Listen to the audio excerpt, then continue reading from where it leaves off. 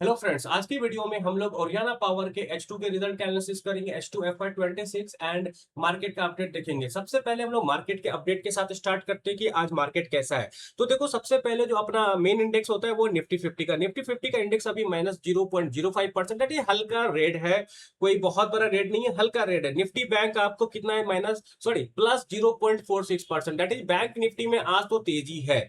उसके बाद देखिए, जो कि बड़ा इंडेक्स होता है वो मिड कैप 100, और वो क्या है, उसका क्या हाल है, माइनस में है हल्का सा 0.14%। एंड स्मॉल कैप 100 कितना है, स्मॉल कैप 100 आपको तेजी में है, 0.63% पॉजिटिव है। एडवांस डिक्लाइन का चार्ट का क्या सीन है, लगभग बराबर है। 1450 शेयर ग्रीन है, 1450 शेयर रेड में है। अब आते हैं थोड़ा, जो सबसे बड़ा इंडेक्स होता है हमारे लिए as a trader retail investor, वो है निफ्टी स्मॉल कैप 250। वो है आपको 0.62% ऊपर, एंड स्मॉल कैप 400 वो है आपको 0.1% ऊपर। तो यहाँ पे आपको क्लियर कट दिख रहा होगा कि आज बाजार में तेजी है। आपको एडवांस डिक्लाइन इक्वल है, लेकिन हो सकता है लोगों का पोर्टफोलियो लेवल पे आज ग्रीन में पोर्टफोलियो हो और ठीक ठाक ग्रीन हो। जैसे मैं अपना एग्जांपल देता हूं, मेरा पोर्टफोलियो आज 1.72% ऊपर है। और आपको एक ही और बताता हूं, मेरा एक कंपनी है जिसका रिजल्ट आया है among one of the top holding, और वो कंपनी अभी लगभग कितना 6.84% नीचे है। नाम आपको पता ही होगा, एंड आपको पता ही होगा कि इसको मैं होल्ड करता हूं, ठीक है। तो कहने का मतलब क्या है भाई, डाइवर्सिफाई करो, ऑलवेज डाइवर्सिफाई योर पोर्टफोलियो। अगर डाइवर्सिफाई नहीं करोगे तो ये जो हिट होता है ना, कभी कभी ये सहने का क्षमता नहीं रहेगा। मैं इसलिए बताना चाह रहा हूं आपको ये बात, हिट लेना सीखो।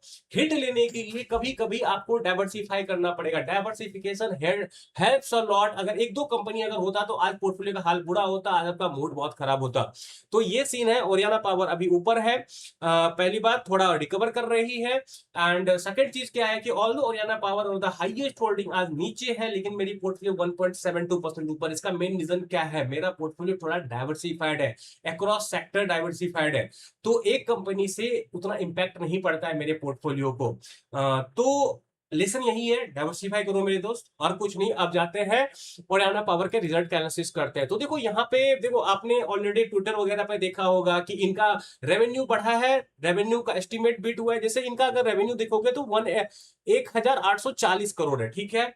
लेकिन इनके मैनेजमेंट का क्या बोलना था, 2000 करोड़ का रेवेन्यू हम करेंगे FY26 में।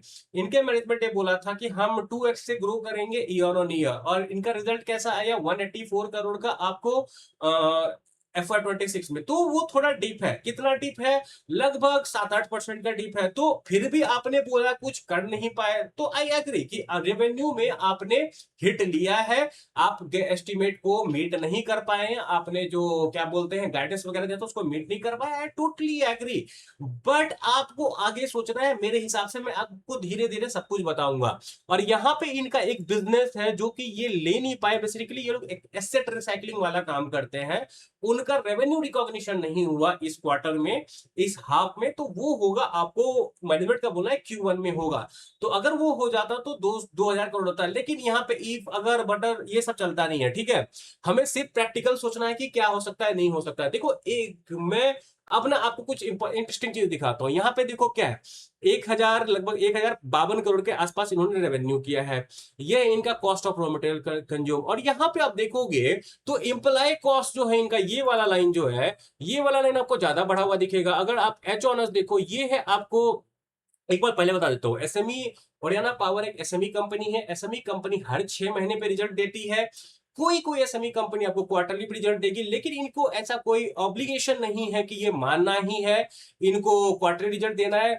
According to rules they can post 6 monthly result, and Oriana Power आज तक 6 मंथली रिजल्ट ही देती है। कुछ कुछ एसएमई कंपनी आपको क्वार्टरली भी देती है, लेकिन इनके लिए कोई ऐसा रूल नहीं है कि इनको आपको क्वार्टरली रिजल्ट देना है। तो ये लोग आपको 6 मंथ का रिजल्ट देते हैं। तो यहाँ पे आप देख रहे होंगे ईयरली, ठीक है, H1H। H1H कौन सा है, ये आपको लास्ट ईयर H2, ये this year H2, that is H2 FY25। ये वाला नंबर जो H2 FY25, ये वाला नंबर, ठीक है। सॉरी यार, ये वाला नंबर जो है आपको H2 FY25 का है, एंड ये वाला नंबर आपको H2 FY26 का है। ये आपको हो गया H1 FY26, ये याद रखना। ये आपको H on H कंपेरिजन है, ये Y on Y कंपेरिजन है। तो अब मैं आगे बढ़ता हूं, देखो यहाँ पे क्या सीन है। तो आपको क्या दिखेगा, YoY रेवेन्यू में ठीक ठाक जंप आया है, लेकिन उससे कई गुना ज्यादा आपको इनका एक्सपेंस बढ़ा है। और पीबीटी लेवल पे देखोगे, पीबीटी लेवल पे ज्यादा पुश नहीं मिला है। पीबीटी लेवल पे आपको सिर्फ और सिर्फ 20% के आसपास का जंप दिखेगा। एंड सेम आपको पीएटी लेवल पे, प्रॉफिट आफ्टर टैक्स लेवल पे आपको दिखेगा, इनका प्रॉफिट जो है आपको ईयर ऑन ईयर सिर्फ 20% बढ़ा है। एच ऑन एच का बात करो, H on H and year on year, ठीक है। H2 FY25, H2 FY26 का बात करो तो 20% से ही जंप हुआ है सिर्फ। तो क्या ये अच्छा है? मेरे हिसाब से अगर सिर्फ नंबर देखोगे तो अच्छा नहीं है, पर नंबर के पीछे बहुत सारी चीजें यहां पे छुपी हुई है। वो क्या है, देखो, एम्प्लॉय बेनिफिट स्कीम बढ़ गया है। एम्प्लॉय बेनिफिट स्कीम कितना बड़ा है, लगभग 4 गुना हुआ है। इसका मतलब क्या है, ज्यादा एम्प्लॉय को हायर किया जा रहा है, ज्यादा इंसेंटिव वगैरह दिया जा रहा है। क्यों? कंपनी कुछ तो देख रही होगी। चलो कंपनी का हटाओ, कंपनी किस सेक्टर में काम करती है, ग्रीन एनर्जी वगैरह के सेक्टर में। हो सकता है कि कंपनी, कभी कभी क्या होता है ना, कंपनी लोग गलत कैपेक्स कर देते हैं और डिमांड नहीं होता है, ऐसे ही कैपेक्स कर देते हैं। लेकिन आपको क्या लगता है, रिन्यूएबल में डिमांड नहीं है, with given middle east crisis अब हमें अपना फ्यूल भी खुद बनाना पड़ेगा। धीरे धीरे हम वहीं जा रहे हैं। देखो, आपने देखा होगा नरेंद्र मोदी जी का रिसेंटली उन्होंने न्यूज पे देखा था मैंने, मनी कंट्रोल पे, कि अब हर जगह सोलर रूफटॉप को पुश किया जा रहा है। क्यों? हमारा बाहर का एनर्जी इंडिपेंडेंसी खत्म होने वाला है, तो सोलर आने वाला है। सोलर अभी और रहेगा, और may be it will get harder push no. Solar को अब हार्डर पुश करेगी गवर्नमेंट, और हार्डर पुश करेगी। ग्रीन हाइड्रोजन सोलर से बनेगा, आपको अमोनिया सोलर से बनेगा, मिथेनॉल सोलर से बनेगा, ठीक है। तो बहुत कुछ होने वाला है फ्यूचर में। और यहां पे आपको क्लियर कट दिख रहा होगा कि लगभग 4x इंप्लॉय बेनिफिट स्कीम हुआ। वो कैसे हुआ? वो इसलिए हुआ क्योंकि इन्होंने हायरिंग वगैरह किया है, इंसेंटिव वगैरह दिया है। क्यों दिए? क्यों कोई कंपनी हायरिंग देगी? आप टीसीएस वगैरह सबको देखा हो, इतना इनका इंसेंटिव वगैरह बढ़ जाए अचानक से, क्योंकि उस सेक्टर में ग्रोथ नहीं है, इस सेक्टर में ग्रोथ है। यही तो मैं आप लोग को समझाना चाहता हूं, नंबर के अंदर घुसो, कभी भी ना नंबर को ऊपर ऊपर से मत देखो। It's okay if they are taking hit और एक्सपेंशन मुझे दिख रहा है, अगर ये थोड़ा और भी हिट ले लेते मुझे कोई फर्क नहीं पड़ता है। मुझे बहुत सारे ग्रीन फ्लैग्स यहाँ पे दिख रहे हैं, बहुत सारे लोगों को रेड फ्लैग दिख रहा है, लेकिन मुझे बहुत सारा ग्रीन फ्लैग दिख रहा है। यस, दे मिस्ड रेवेन्यू, इनका मार्जिन डिक्लाइन हुआ है, पर मुझे यहाँ पे बहुत ग्रीन फ्लैग दिख रहा है एज ए इन्वेस्टर। वो क्या है, पहले ये देखो, आपको इनका एम्प्लॉय कॉस्ट बढ़ा है, ठीक है। उसके अलावा अगर देखो, इनका finance cost also shoot up, 26 crore बढ़ा है यहाँ पे, ठीक है। इस बार 16-17 करोड़ के आसपास था, और ये भी लगभग डबल हुआ है, ये भी लगभग डबल हुआ है। इसका मतलब क्या है, कर्जा उठा रही है कंपनी। कर्जा कब उठाती है? जब उसको फ्यूचर वगैरह दिखता है, कैपेक्स वगैरह करती है। हर चीज को रिलेट करो, एक एक नंबर रिलेट करो, तब पता चलेगा। डेप्रीशिएशन एंड एमोर्टाइजेशन बढ़ा है लगभग 4 करोड़, 4.5 करोड़, मतलब फिक्स एसेट बढ़ रहा है। फिक्स एसेट बढ़ रहा है तभी तो डेप्रेशन एमोर्टाइजेशन बढ़ रहा है। तो सूनर और लेटर मेरे हिसाब से दिस कंपनी का नंबर अच्छा आएगा, may be in Q1, may be in H1। देखो क्या होता है आगे। और वैसा हो सकता है बहुत सारी कंपनी का Q1 का रिजल्ट अच्छा ना रहे, तो मेंटली प्रिपेयर रहना उसके लिए। और मार्केट उसको डाइजेस्ट कर चुकी है अब मेरे हिसाब से। तो मुझे यहाँ पे क्या दिख रहा है, मुझे यहाँ पे रेवेन्यू मिस नहीं दिख रहा है मेरे दोस्त। मुझे यहाँ पे ये दिख रहा है कि this company is in major expansion phase, बहुत सारे एम्प्लॉय को हायर कर रही है, आपको कैपेक्स वगैरह कर रही है। मुझे तो यही दिख रहा है यहाँ पे। और सबसे बड़ी बात है, चलो रिजल्ट खराब आया, वैल्यूएशन क्या है?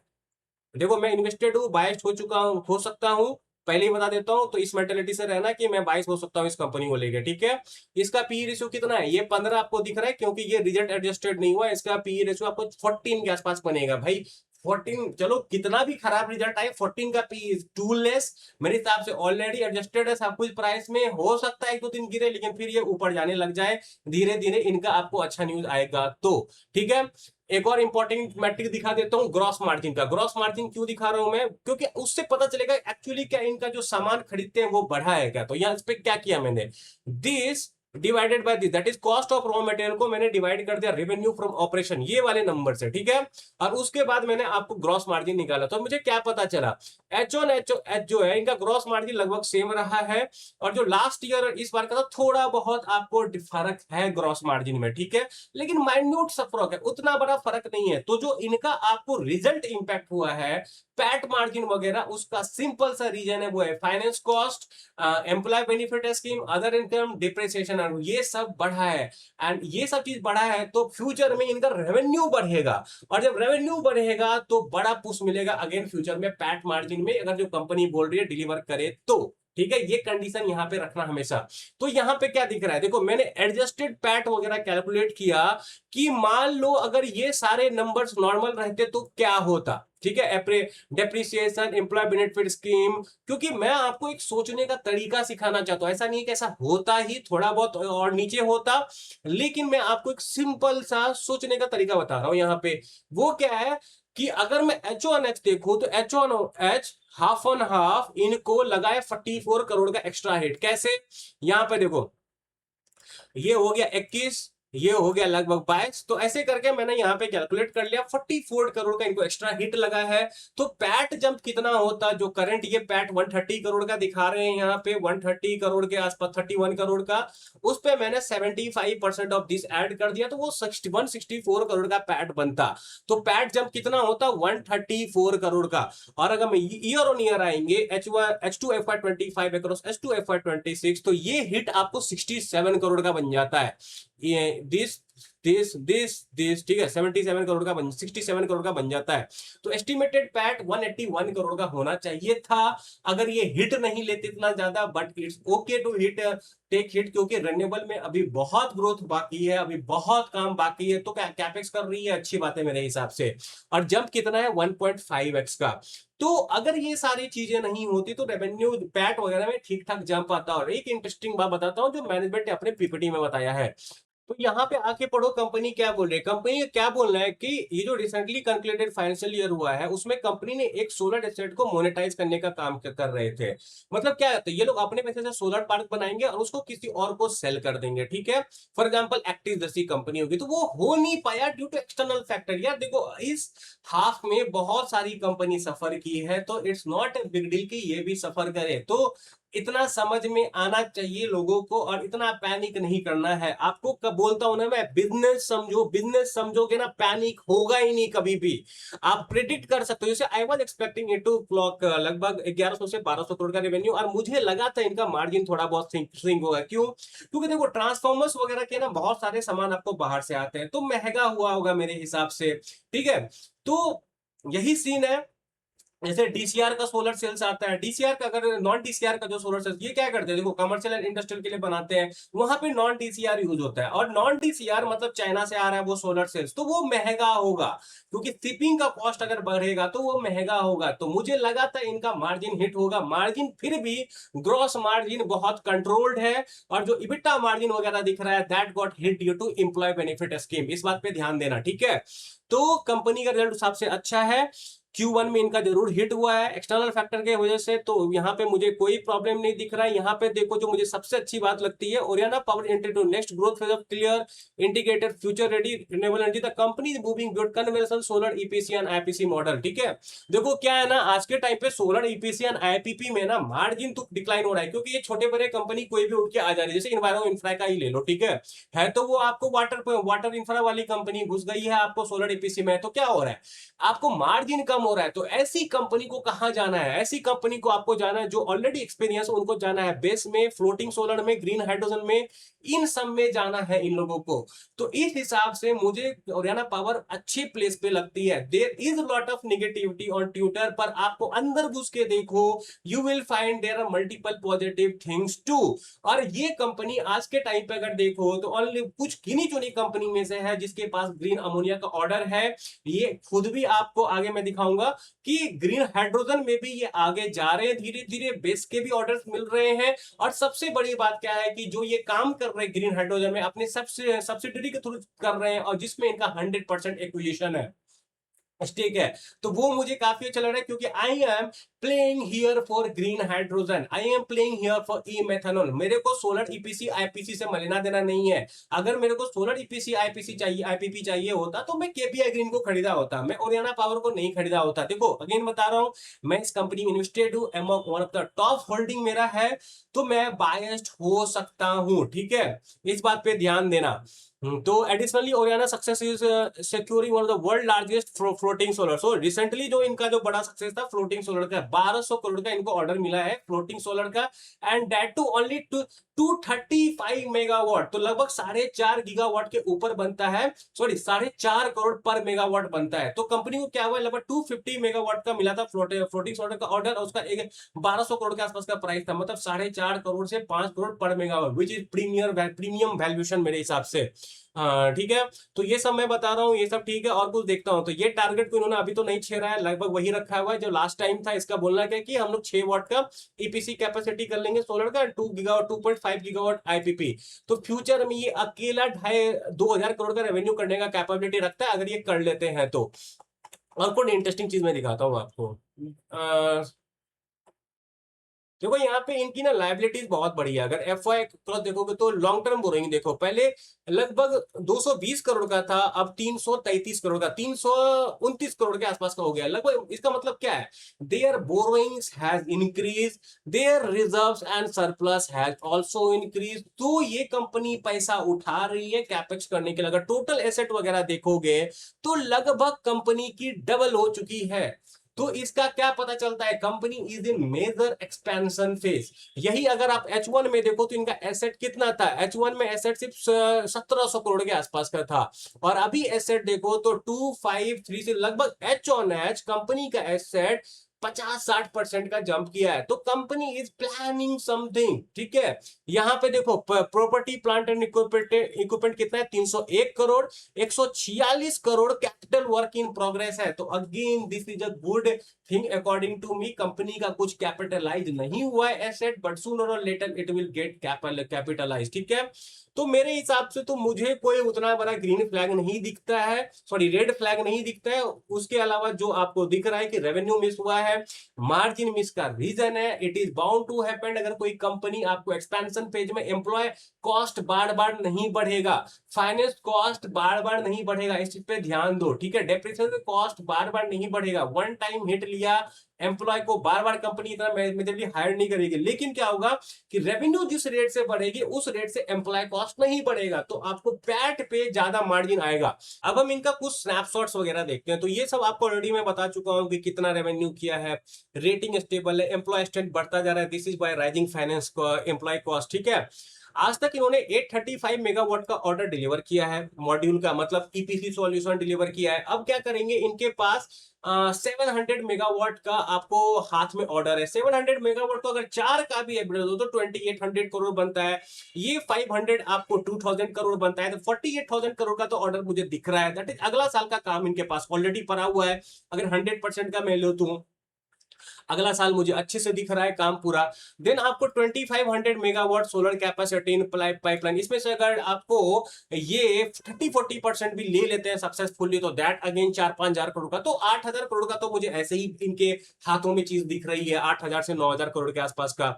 तो उस हिसाब से कंपनी मुझे सही पोजीशन पे लग रही है। मुझे लग रहा है कि कंपनी जो बोल रही है आराम से कर सकती है। देन बेस का जो यहाँ पे है, क्या क्या सीन है यहाँ पे, 100,000+ मेगावाट, इसमें आईपीपी आता है, ईपीसी आता है। ईपीसी का आई थिंक अभी इनका प्रोपोर्शन कम है, तो मैं इसको कैलकुलेट नहीं करूंगा, ठीक है। ईपीसी आपको ये बेस में आईपीपी वाला काम अभी ज्यादा लिए हुए हैं मेरे हिसाब से तो। और ये जो ग्रीन अमोनिया है ऑलरेडी 60,000 मेट्रिक टन का एग्रीमेंट साइन हो चुका है। तो इससे आपको पता चल रहा होगा कि company is going in what direction. जैसे आप देखोगे गिनी चुनी कंपनी है आज के टाइम पे जो आपको ग्रीन अमोनिया पे जा रही है। देखो आप बहुत सारे सोलर ईपीसी प्लेयर बड़े सुनते होंगे, ईपीसी में बहुत सारे प्लेयर आए, कितने प्लेयर ग्रीन हाइड्रोजन में है, कितने प्लेयर ग्रीन अमोनिया में है। This is what I am trying to say you, this company is थोड़े बहुत रेस में ऊपर है आज के टाइम पे, आगे है। ऐसा नहीं है कि इसका बोलने का मतलब है कि इसमें पैसा बनेगा ही बनेगा, बट ये market is all about calculated bet and well researched bet. कुछ चलेंगे कुछ नहीं चलेंगे, आपको हिसाब से सोचना पड़ेगा। It is again not a buy sell recommendation, अपना एनालिसिस कर लीजिएगा ठीक से। ये सब मैं ऑलरेडी आपको बता चुका हूं, कुछ और देखते हैं। ये सब इनका नोटेबल अचीवमेंट वगैरह है। लार्जेस्ट फ्लोटिंग सोलर का झारखंड में मिला इनको, और कुछ इंपॉर्टेंट एक और इनको जो मिला था ये सब देख लेना। बेस्पा का मतलब वही हुआ कि एग्रीमेंट वगैरह जो इनका होता है पावर परचेज वाला। तो ये सब मुझे काफी सही लगी। ये जो इनका आप देखोगे ग्रीन हाइड्रोजन का मिला है इनको, ग्रीन अमोनिया का, ठीक है, तो काफी सही लग रहा है। इवन इन्होंने advancing fuel project in major industrial stage Madhya Pradesh, Andhra Pradesh, Maharashtra में इन्होंने क्या कर रहे हैं, गवर्नमेंट पॉलिसी के साथ काम कर रहे हैं और ये वहां पे भी एक्सटेंड कर रहे हैं। और advancing green ammonia project execution bye identification इतना करोड़ रन, ठीक है। लैंड वगैरह भी अपना एक सबसे इंपॉर्टेंट है ना कि एवैक्यूएशन कैपेसिटी, जैसे इन्होंने कुछ सोलर वगैरह बना लिया, ठीक है, एवैक्यूएशन कैपेसिटी भी तो होना चाहिए ना, वो भी बढ़ा रहे हैं। इसका मतलब क्या है कि ये लोग देख रहे हैं फ्यूचर में बहुत डिमांड है। मैं आपको बता रहा हूं, मुझे मेरे हिसाब से दिस इज द टाइम कि ओरानिया पावर को ठोका जाएगा, उसको नीचे किया जाएगा और यहाँ पे रिटेल इन्वेस्टर पैनिक करेंगे, रिटेल सेल करेंगे और इसका आपको उल्टा गिनती शुरू हो जाएगा ऊपर के तरफ, क्योंकि valuation are too cheap. I can go wrong, मेरा एनालिसिस है, मेरा मार्केट का अंडरस्टैंडिंग आज तक का जो भी मैं सीखा हूं, मुझे ऐसा लग रहा है आई कैन गो रॉन्ग टोटली, ठीक है। तो मुझे ये कंपनी दिख रही है ग्रीन अमोनिया में, मुझे ये कंपनी दिख रही है डिफरेंट डिफरेंट स्टेट के गवर्नमेंट से आपको डील वगैरह करते हुए। तो ये सब ठीक है यार, थोड़ा बहुत रेवेन्यू मिस चलता है, आप लोग इतना पैनिक मत क्या करो। फिर भी मैं बोलूंगा थोड़ा बहुत अपना एनालिसिस करो। और यहाँ पे देखो ये क्या बोल रही है, एक एमयू करके कैनेडियन बेस्ड इन्वेस्टर अल्बर्टा है, वो इनको लगभग $1 बिलियन का अगले 5 साल में रेवेन्यू का पोटेंशियल देती है। $1 बिलियन में कितना हुआ, 9,000 करोड़। 9,000 करोड़ को अगर 5 से डिवाइड कर दो तो लगभग 1,800 करोड़ पर मंथ बनता है, पर ईयर। चलो 1,000 करोड़ भी आए ईयर ऑन ईयर तो I think it's good deal ना। आज के टाइम पे धीरे धीरे आपको वो ऊपर जाएगा ना, तो 1,000 करोड़ भी आ जाए, 7-8 हजार करोड़, 700-800 करोड़ भी आ जाए तो I think it's good.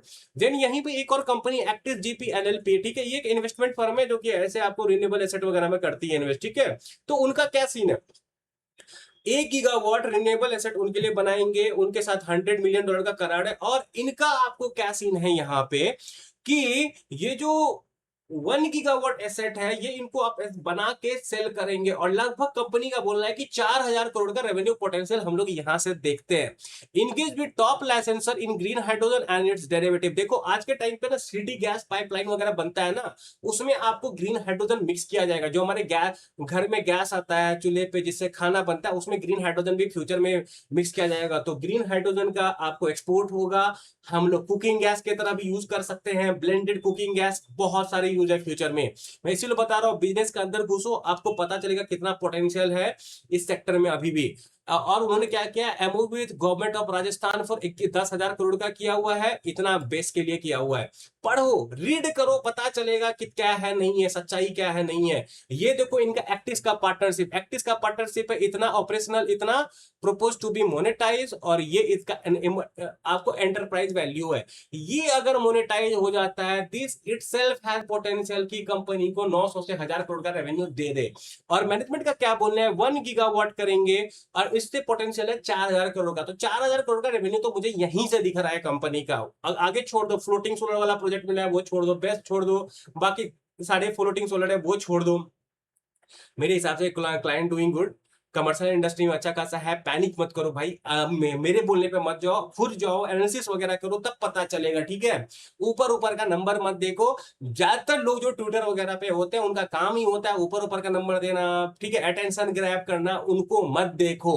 They don't know anything, उनको इबिटा के नीचे कुछ दिखता ही नहीं है। ये नहीं दिखता है कि एम्प्लॉय कॉस्ट बढ़ रहा है, उनको ये नहीं सोचना है कि एम्प्लॉय कॉस्ट क्यों बढ़ रहा है, फाइनेंस कॉस्ट क्यों बढ़ रहा है, ठीक है। Again it is not a buy sell recommendation, मैं फिर से बता रहा हूं, it is one of my top holding, I can be biased, तो अपना डिसीजन अपने हिसाब से लेना।